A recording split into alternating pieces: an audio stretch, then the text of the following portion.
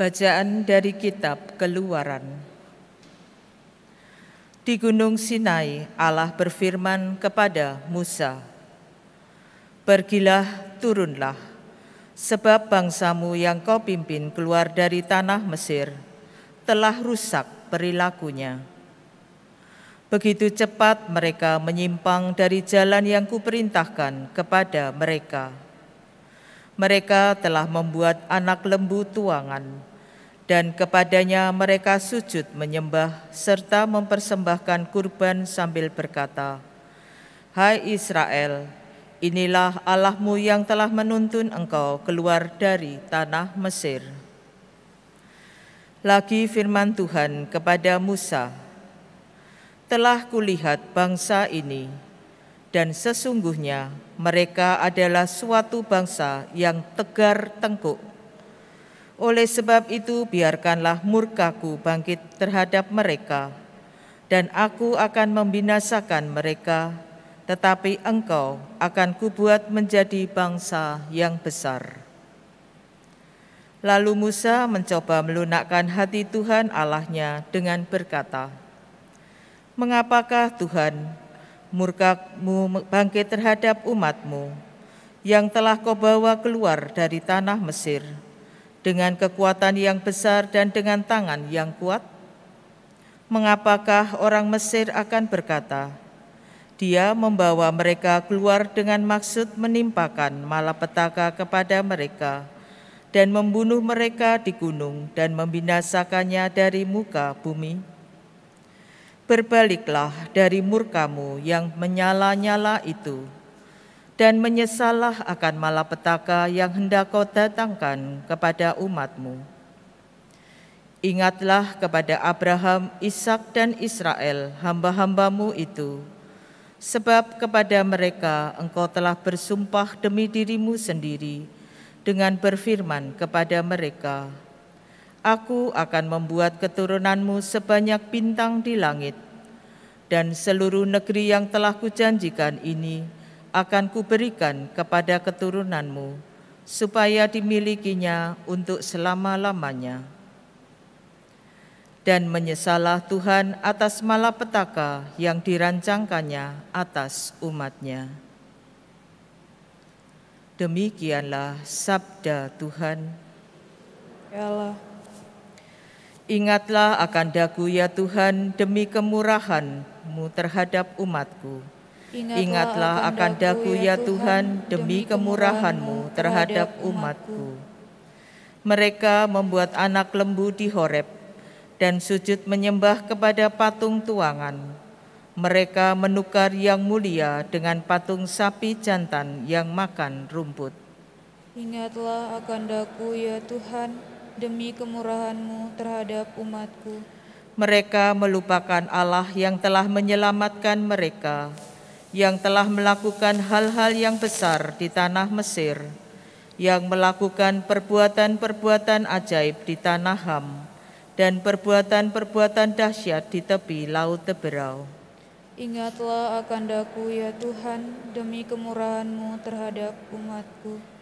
Maka ia mengatakan hendak memusnahkan mereka, kalau Musa orang pilihannya tidak mengetengahi di hadapannya untuk menyurutkan amarahnya, sehingga ia tidak memusnahkan mereka. Ingatlah akan daku ya Tuhan, demi kemurahan-Mu terhadap umat-Ku. Terpujilah Kristus Tuhan, Raja mulia dan kekal. Terpujilah Kristus Tuhan, Raja mulia dan kekal. Begitu besar kasih Allah kepada dunia ini, sehingga Ia telah mengaruniakan Anak-Nya yang tunggal, supaya setiap orang yang percaya kepadanya beroleh hidup yang kekal. Terpujilah Kristus Tuhan.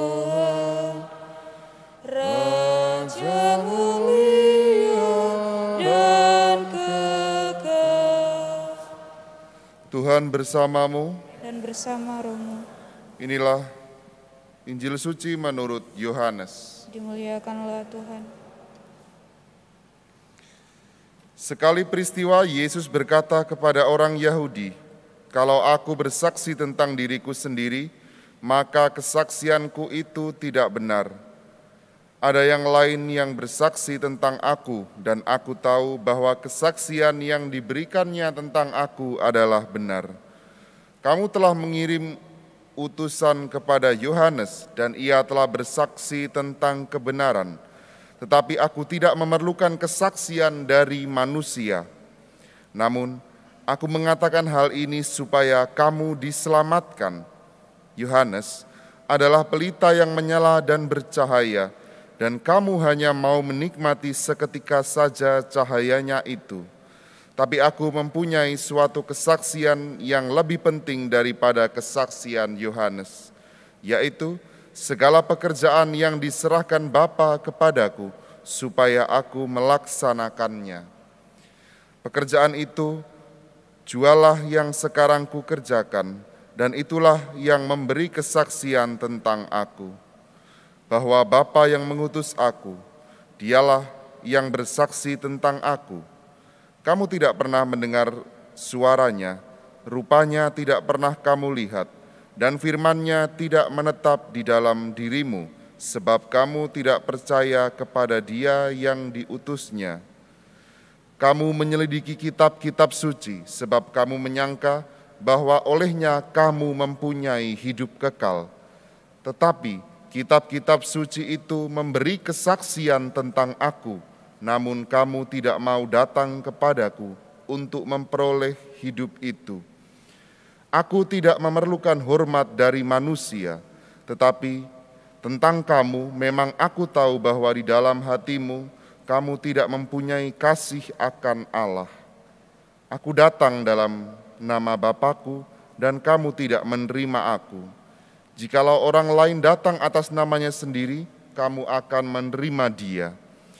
Bagaimanakah kamu dapat percaya karena kamu menerima hormat seorang dari orang lain, tetapi tidak mencari hormat yang datang dari Allah yang Esa? Jangan kamu menyangka bahwa aku akan mendakwa kamu di hadapan Bapa. Yang mendakwa kamu adalah Musa, yaitu Musa yang kepadanya kamu menaruh pengharapan. Sebab jikalau kamu percaya kepada Musa, tentu kamu akan percaya juga kepadaku, sebab Musa telah menulis tentang aku. Tetapi jikalau kamu tidak percaya akan apa yang ditulis oleh Musa, bagaimanakah kamu akan percaya akan apa yang aku katakan? Demikianlah sabda Tuhan. Kristus. Saudara-saudariku yang terkasih, Injil hari ini begitu jelas kita dengarkan bagaimana Tuhan Yesus menyayangkan sikap orang-orang Yahudi. Sikap orang Yahudi kepadanya yang menolaknya. Kalau kita lihat perjalanan Tuhan Yesus selama hidupnya, berapa kali Tuhan itu menunjukkan cintanya, bukti kasihnya. Tetapi orang Yahudi tetap tidak percaya bahwa Tuhan Yesuslah Sang Penyelamat, satu-satunya juru selamat yang membawa manusia kepada kehidupan kekal. Mukjizat yang dilakukan oleh Tuhan Yesus, keajaiban, kata-kata, kesaksian dari murid-muridnya, rupa-rupanya tidak berarti apa-apa bagi orang Yahudi. Karena kalau Tuhan Yesus mengatakan sendiri, sebenarnya barang siapa tahu kitab suci, mencintai kitab suci, dan mendalami kitab suci, seseorang itu akan semakin mencintai Tuhan Yesus. Seseorang itu akan semakin mencintai siapa yang diutus Bapa kepadanya.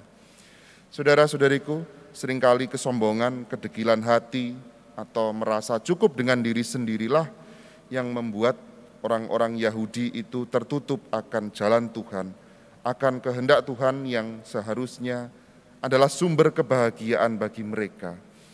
Oleh karena itu, saudara-saudariku, mari kita belajar bersama-sama, kita memohon rahmat di pagi hari ini supaya hati kita setiap hari semakin dapat menerima Tuhan, kita semakin mencintai kitab suci, kita mencintai sabdanya dan semakin percaya dan menaruh pengharapan kepada Tuhan. Mari saudara-saudariku, kita hening dan kita mohonkan rahmat yang kita butuhkan.